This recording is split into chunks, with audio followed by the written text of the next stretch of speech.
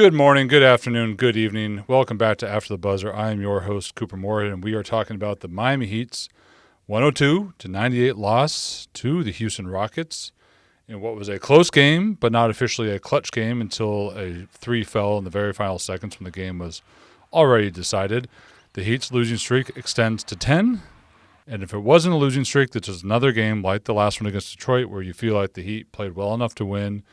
You know, obviously things to look at on both ends, positive, negative, but it wouldn't really stand out if this was just a loss amid a normal stretch of the season. This is not a normal stretch of the season. This is a 10-game losing streak. And, look, it's not what anybody wants. It's not what anybody wants to talk about, but there is stuff to talk about. We will talk about third guys from the Heat stepping up and from the Rockets stepping up. And we will talk about the Heat's fourth quarter offense because it continues to be the thing that we have to talk about. But before that, a quick standings update. The Heat are now a game back of Chicago in the number 9 spot. Chicago has that tiebreaker, so it's effectively 2 games back as the Miami Heat sit number 10. And they fall 3.5 games back of the Orlando Magic in number 8.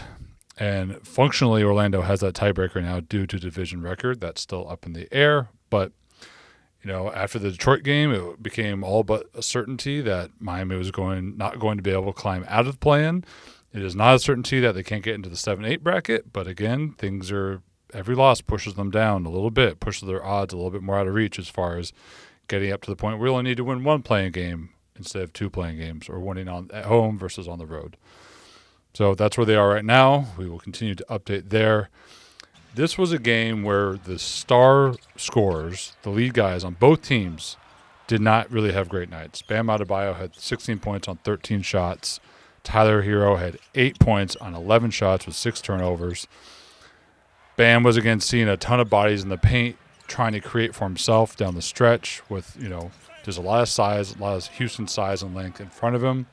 Tyler was dealing with Amen Thompson and Tari Eason up in his face, pushing him off the arc, pressuring him at the arc.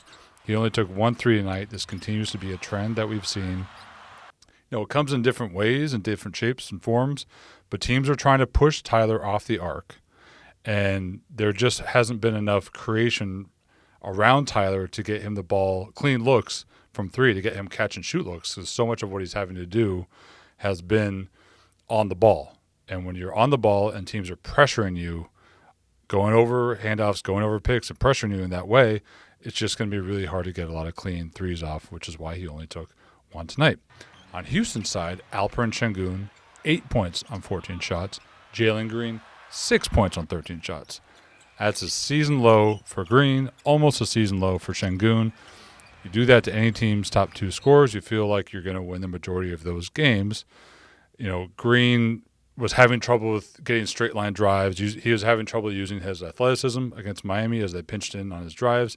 He was trying to go side to side a lot, wasn't really creating a lot of space. Sengun had trouble with Kel'el Ware's length. Ware did a really nice job just kind of absorbing those shoulders, keeping hands high, contesting shots. Sengun missed a couple chippies.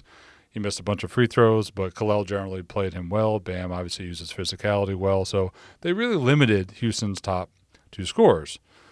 But it was a night for third guys. For Miami, it was Andrew Wiggins, 20 points in the second quarter, a career high for any single quarter in his entire career. Nothing really fell out of his wheelhouse. Threes, pull-up jumpers, driving for dunks, getting out in transition, using his athleticism. Everything felt like something Wiggins, can repeat, can do regularly. You're not going to regularly have 20-point quarters. It says you're not going to regularly have 12 or 15-point quarters. Those are outlier events, but what he was doing, how he was getting to those points really mattered. Of course, he was a little bit more limited the rest of the game because, again, Houston's got a lot of defensive talent on their team. And on Houston's side, it was Fred VanVleet. 1 3-point bomb after another, 37 points on 17 shots. 9 of 11 from 3. The 9 threes were not a career high, but they would be a career high for 95% of NBA players.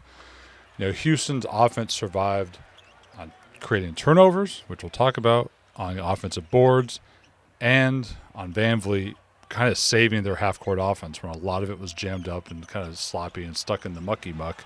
VanVleet was just pulling up for three, hitting bombs, keeping his team in the game when they were down, giving his team a lead. And in the fourth quarter, he pushed things ahead. But, as Davion Mitchell kind of got up in his face a little bit in the fourth quarter, slowed him down. There was a stretch where neither team really scored. The door was cracked open there. The Heat couldn't score enough to take advantage of it. And then as VanVleet slowed down just a bit, Amen Thompson, created a couple turnovers, got out in transition, got to the rim. Jabari Smith Jr. hit a three off an offensive rebound, and that was enough for Houston. VanVleet took them right up to the end. They got a little bit more from their fourth, fifth, sixth kind of guys, and that was it because, as we'll talk about now, Miami's fourth quarter offense just was not good enough. It's the same story. Once again, they had a double-digit lead. They had a lead in the fourth quarter. Couldn't put enough points on the board. They scored 21 points in the fourth quarter. They scored 21 points in the third quarter, 18 points in the fourth quarter.